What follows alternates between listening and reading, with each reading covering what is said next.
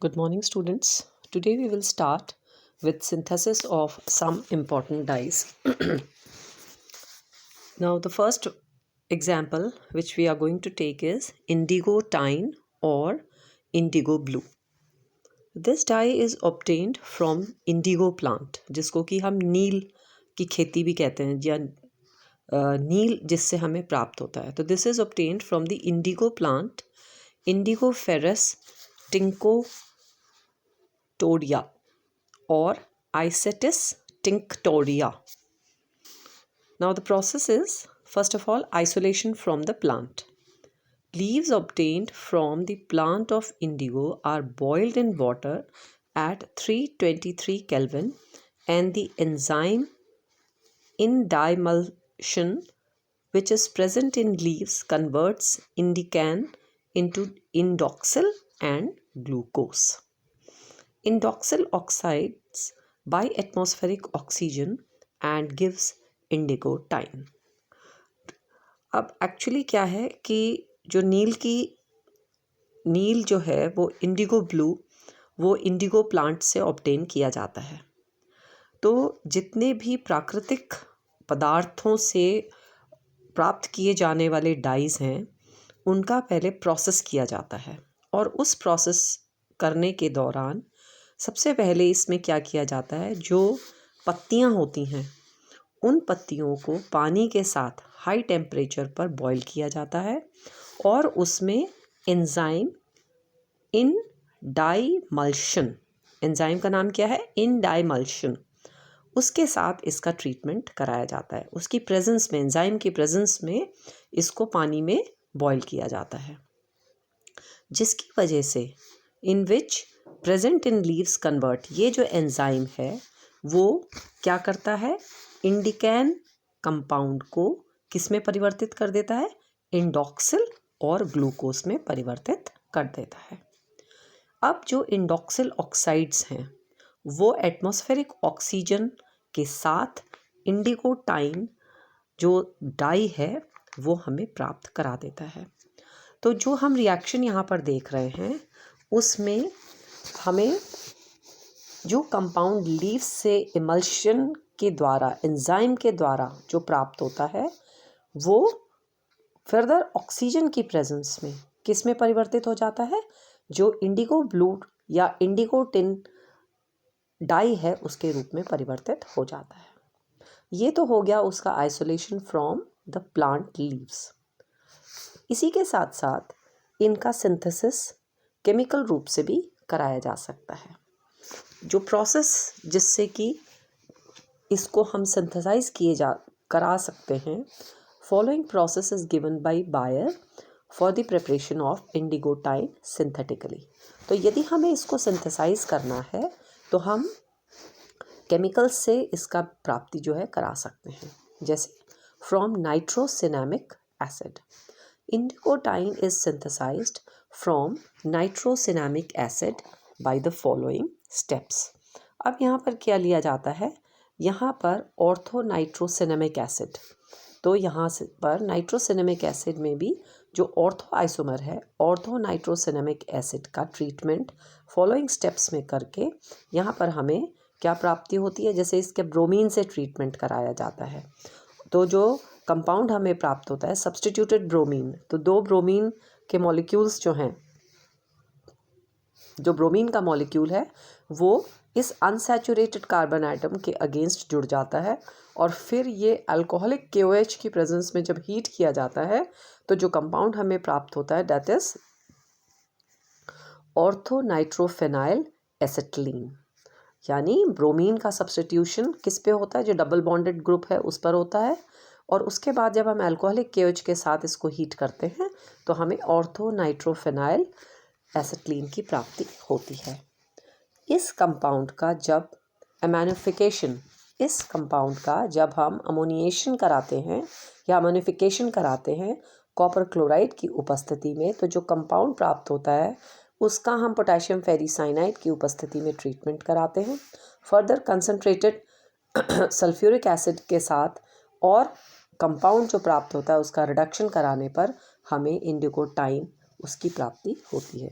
तो ये तो एक मेथड हो गया जिसमें कि हम स्टार्टिंग किससे करते हैं, फ्रॉम नाइट्रोसिनामिक एसिड से स्टार्ट करते हैं और वेरियस स्टेप्स करते हुए हमें इंडिगो टाइम की प्राप्ति होती है। नाउ यदि हम इसकी बजाय ऑर्थो नाइट्रोफेनाइल प्रोपियोनिक एसिड से अगर हम स्टार्ट करते हैं तो it gives Indigo time in the following manner. यहाँ भी हम ऑर्थो नाइट्रो प्रोपियोनिक एसिड से स्टार्ट करते हैं। वहाँ तो हमने सिनामिक एसिड से स्टार्ट किया था, यहाँ पर हम ऑर्थो नाइट्रोफेनाइल प्रोपियोनिक एसिड से स्टार्ट करके हम जो है इंडिगो टाइम की प्राप्ति कराते हैं।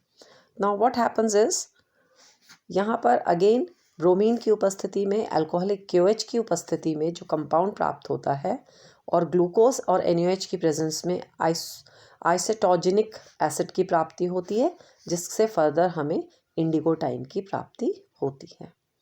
Now similarly indigotin can be obtained from isatin by the following manner. Again इसकी जब रिएक्शन कराई जाती है तो PCl5 की प्रेजेंस में फिर जो कंपाउंड प्राप्त होता है उसका हम जिंक की प्रेजेंस में रिडक्शन कराते हैं और एटमॉस्फेरिक ऑक्सीजन की उपस्थिति में इंडिगो टाइम की प्राप्ति होती है। Similarly it can be obtained from anthranilic acid also. तो क्लोरोएसिटिक एसिड का जब हम एंथ्राइनलिक एसिड के साथ ट्रीटमेंट कराते हैं तो एक HCl का मॉलिक्यूल निकलेगा और जो कंपाउंड प्राप्त होगा उसका फर्दर KOH और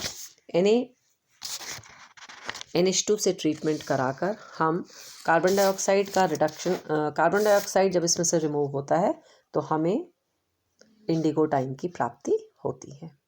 similarly indigotin can be synthesized by aniline by the following steps. तो एनालीन से यदि हम स्टार्ट करते हैं और क्लोरोएसिटिक एसिड से हम इसकी ट्रीटमेंट कराते हैं तो HCl निकल जाता है इसमें से एक मॉलिक्यूल। तो जो फर्दर कंपाउंड हमें प्राप्त होता है again by NaNH2 and KOH a mixed salt प्राप्त होता है, जिसको कि फर्दर हम NaNH2 NaOH और KOH से ट्रीटमेंट करा कर इंडॉक्सिल बनाते हैं और इंडॉक्सिल से हमें फिर ऑक्सीजन की उपस्थिति में इंडिगो टाइम की प्राप्ति होती है। सिमिलरली और बहुत सारे मेथड्स हैं जिससे कि हम एनालीन से स्टार्ट करके भी इंडिगो टाइम की प्राप्ति करा सकते हैं।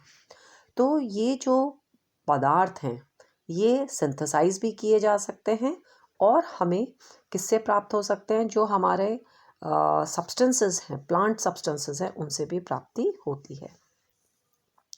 यहाँ पर फिर जब हम इसकी प्रॉपर्टीज़ देखते हैं, Indigo time is a dark coloured powder whose melting point is 663 to 665 Kelvin, insoluble in alcohol, acid, base and water, but in the presence of basic reducing agents like sodium hydrosulfate or calcium hydrosulfide, it gets dissolved in water.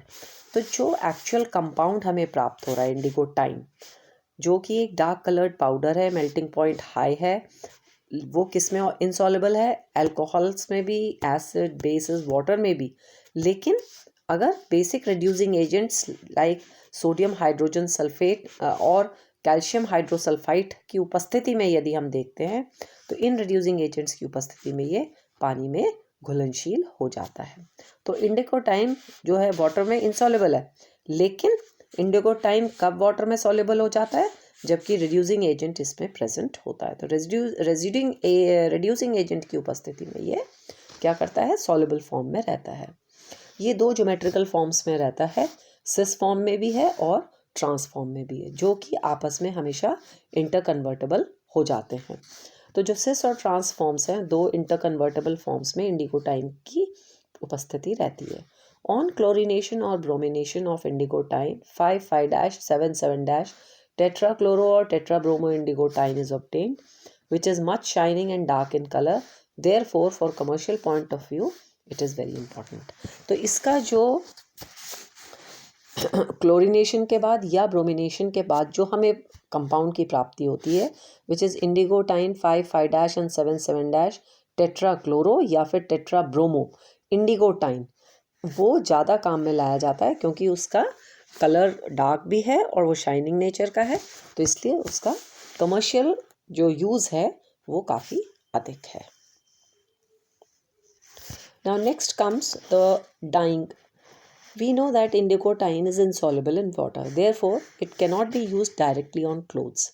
First of all, it is reduced into leucocompounds by basic reducing agents, which is soluble in water, and now cloth, cotton especially, is dipped into it, dried in presence of air, and due to oxidation the leucocompounds of indigotyne oxidises. तो जो basically जो blue colour हमें कपड़ों पर मिलता है, हम क्या करते हैं, तो first of all it is reduced into the leuco compounds by the basic reducing agents, जो कि अब क्या है, पानी में सॉल्युबल है.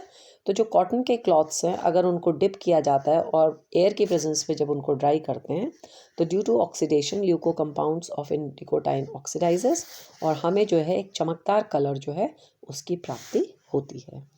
ऐसे ही नेक्स्ट एक कंपाउंड जो कि एक इम्पॉर्टेंट डाई है, एलिजरीन.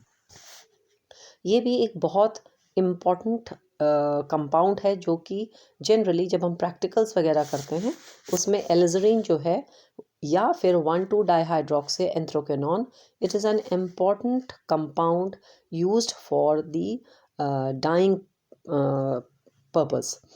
It is an important mordant dye of anthraquinone group. ये ग्रुप कौन सा है, एंथ्रोक्विनोन ग्रुप का डाई है, जो कि एलिजरीन के नाम से जाना जाता है.